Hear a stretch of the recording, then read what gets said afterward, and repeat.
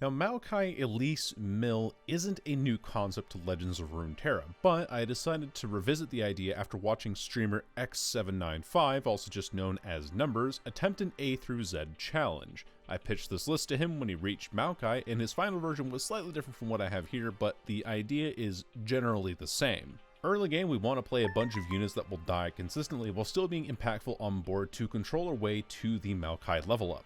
I chose Fallen Feline over every other 1-drop in the game because it's the perfect anti-aggro tool, and it creates a free card in the deck that can be tossed, or even better, copied later in the game. Elise, Mystic Shot, Vile Feast, Deadbloom Wanderer, Undergrowth, all these cards are here to help control the board early on and keep our life total high. However, the real stars of the show are the Aloof Travelers and the Evil Imperfectionist. Use the latter to make copies of the former, then draw your opponent's hand and deck into oblivion. It really is that easy. At least, it should be. We're also including Fan Club President because the card is way too good to pass up in any PNZ deck. With that all out of the way, here's how my adventures with Maokai's Mill went. We have you surrounded. Come out with your hands up. I hate Demacia, I hate Demacia. Game number 1 was against Scouts, and I could actively feel the migraine settling in as soon as I saw the champion lineup. My opening hand wasn't all that great, as we typically want to find Evil Imperfectionist and Aloof Travelers early on to guarantee copies. Vayne is an annoying piece of shit, and that became all the more apparent when she dropped on turn 4 with MF on board. Oh great, a free attack with a wide board of units that are notoriously tough to kill through damage numbers alone. Can this region be any more dull to play against? My opponent seemed to be equally as bored, as they forgot that their Vayne token levels both of their champions on curve by turn 7 and could have pushed for lethal here. And even though it did a pretty good job at staving off defeat for a while and even managed to flip Maokai later in the game, it was all for naught, as the next turn my opponent was afforded 3 attacks. One from the attack token, another from using the Vayne token on the scout unit, and a third after that once the scout got its free attack for another attack token. Thanks, Vayne! Game number 2 was against Seraphine, and I think my tilt from playing against Vayne in the last match caused me to misplay pretty heavily on this one. I lost Elise for free on turn 2 because I couldn't do basic math, had the world's worst card selection from Fan Club President, and honestly this deck outvalues pretty much every other list in existence. The Seraphine deck is a fun deck for sure, if you're not on the receiving end of it. I nearly obliterated Victor by recalling him into his own hand with the card that I got off of Fan Club President, but like I said, since this deck carries so much value, it's impossible to do what you think you should be able to do against it. My opponent then high-rolled Elusive and nearly killed me in one turn with Victor that way, and the misplays I had were not keeping Vengeance in hand against a very champion-centric deck, not looking for it later. I was too worried about furthering my own win condition, completely to my own detriment. And we are now 0 for 2. But I promise things get way better from here. Game 3 was against Vlad Braum, and this time I opened on a pretty decent hand. Really what you're trying to do with this deck is play reactively and burn through your units and cards as quickly as possible. With this much more relaxed approach in mind, I dropped in Aloof Travelers much later into the match, hoping to hit a Vladimir, but I hit an It That Stares instead.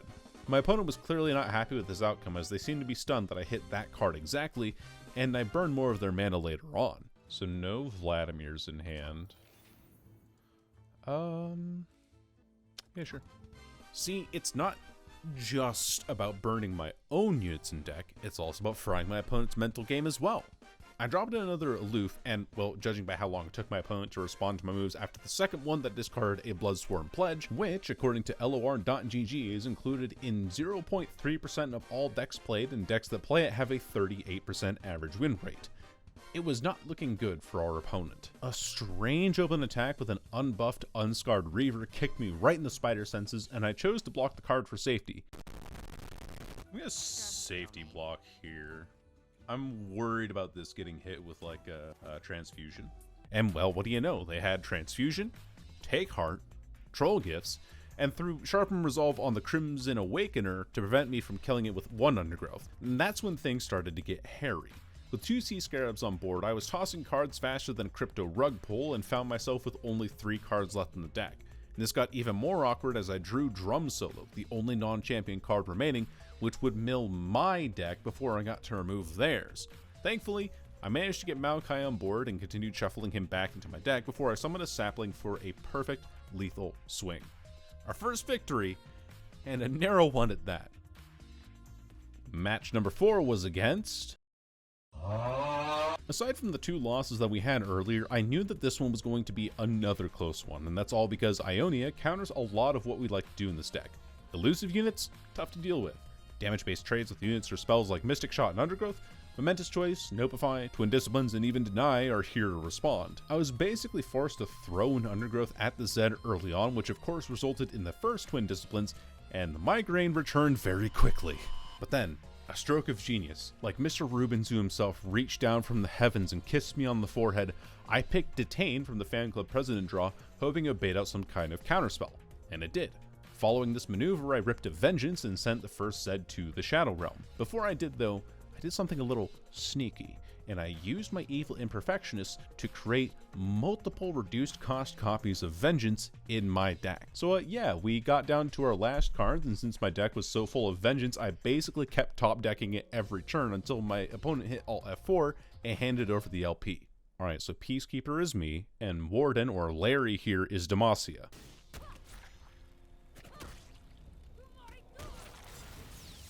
Fuck you, Demacia. The 5th and final game of this recording session was against Mr. GigaChad himself, Sundisk Extended Edition.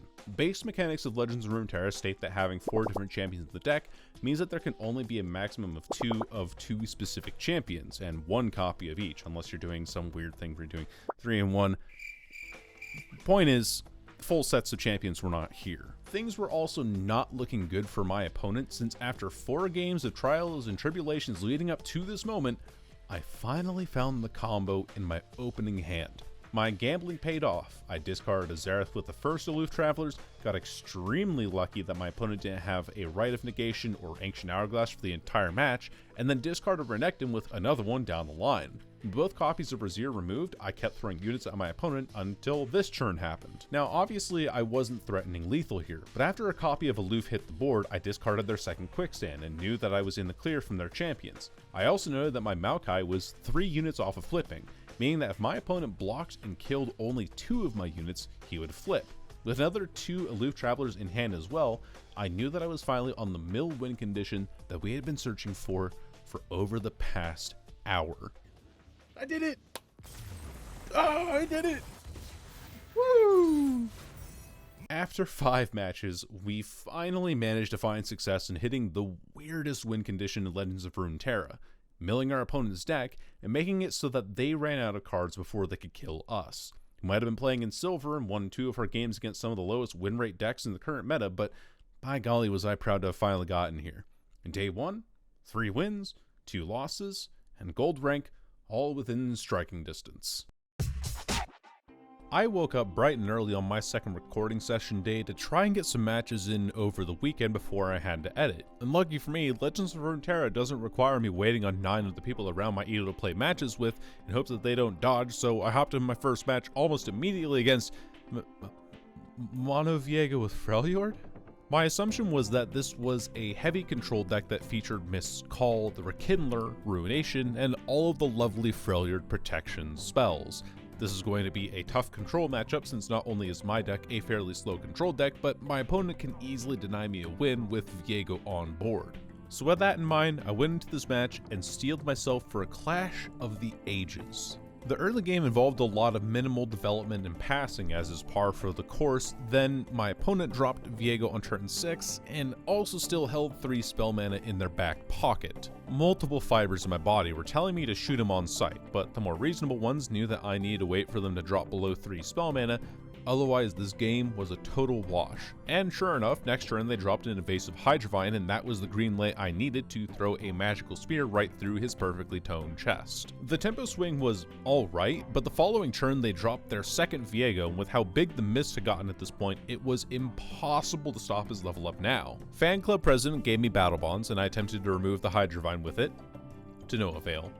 Fortunately, in between all of this, I somehow was able to level Maokai, but I was faced with a serious issue. My board was very empty against an impossibly large Viego-centric board.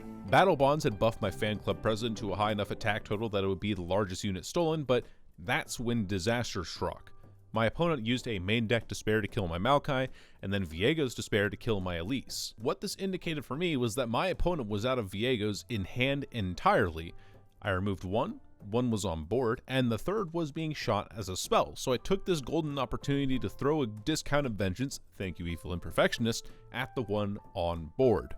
By now, I was merely surviving. If my opponent found an atrocity, it was basically game over for me at this point, but RNGesus himself smiled upon Luis Marquez and handed him his 4th Viego. I was so flustered by this that I completely forgot that we had flipped Maokai, and after forcing them to draw an extra card with their Avaros and Sentry, I won with the help of a single copy of Aloof Travelers. Without context, look at this board and tell me who wins the match. That's right, me. Game 2 was against the deck that a lot of people play and a lot more people hate to play against. Things were not off to a great start. We were always trying to find that sweet Aloof combo to really accelerate our game plan, but a Vile Feast on turn 6 tossed away 2 of the Imperfectionists we have in the deck. I wasn't totally fazed by this, as I had already found a Hexite Crystal and in combination with Vile Feast managed to wipe my opponent's board completely.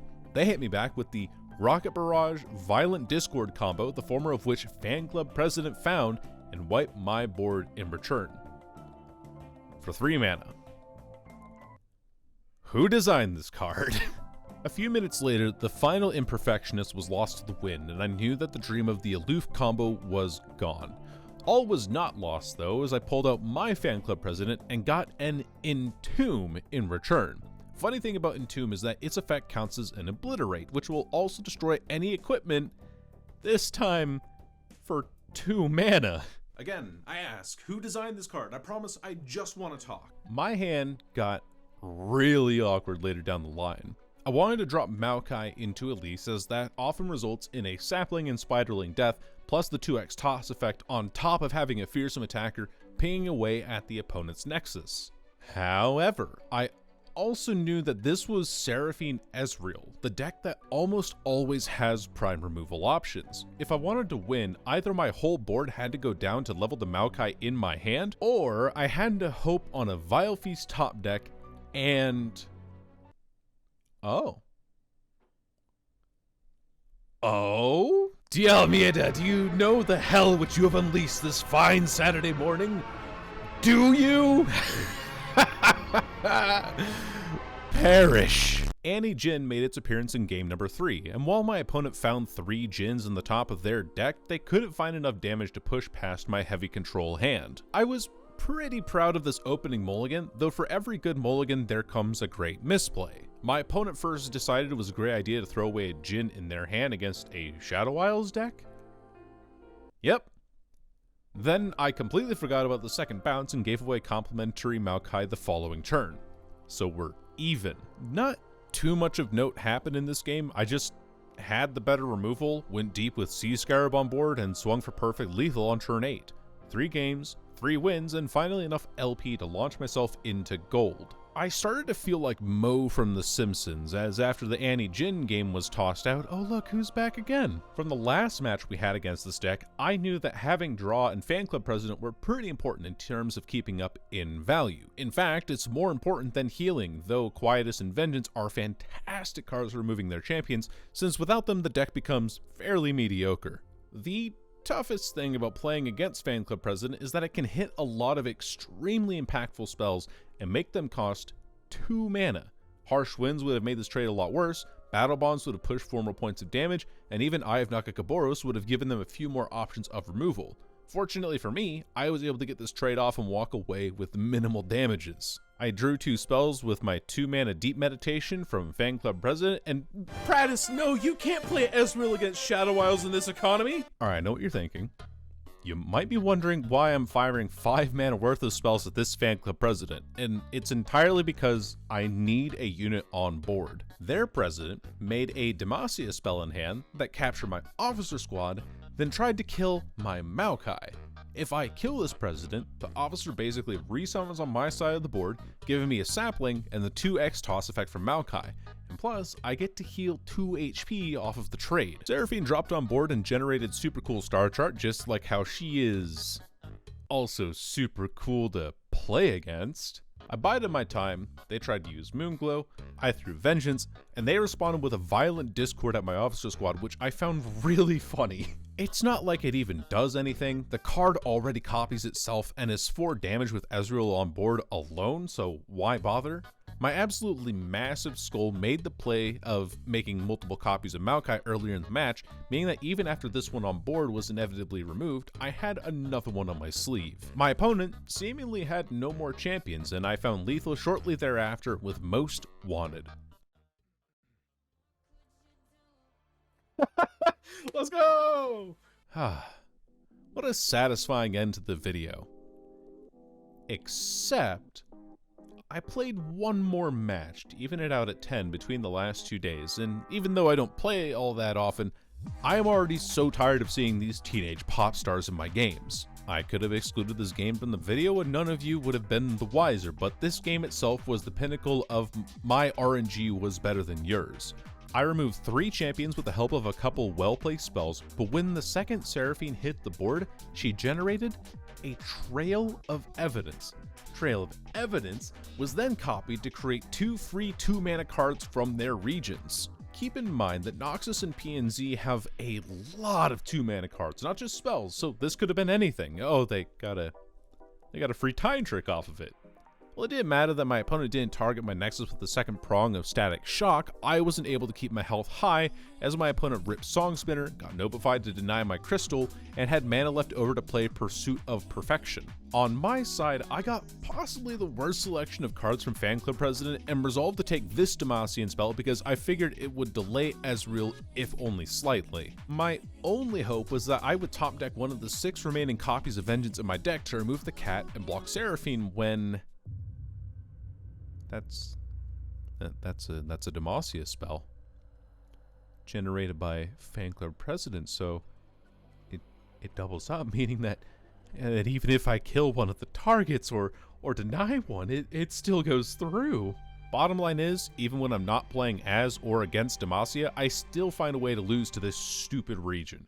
At the end of this little adventure though, I was pretty proud of my results. Across 10 matches, I went 7-3, only losing once to Vayne, twice to Seraphine, and also beating Vayne once and Seraphine 2 other times. Can I say that this deck is meta? No, I won these games in silver elo. But can I say that I did well for the sake of a clickbait video title? Absolutely.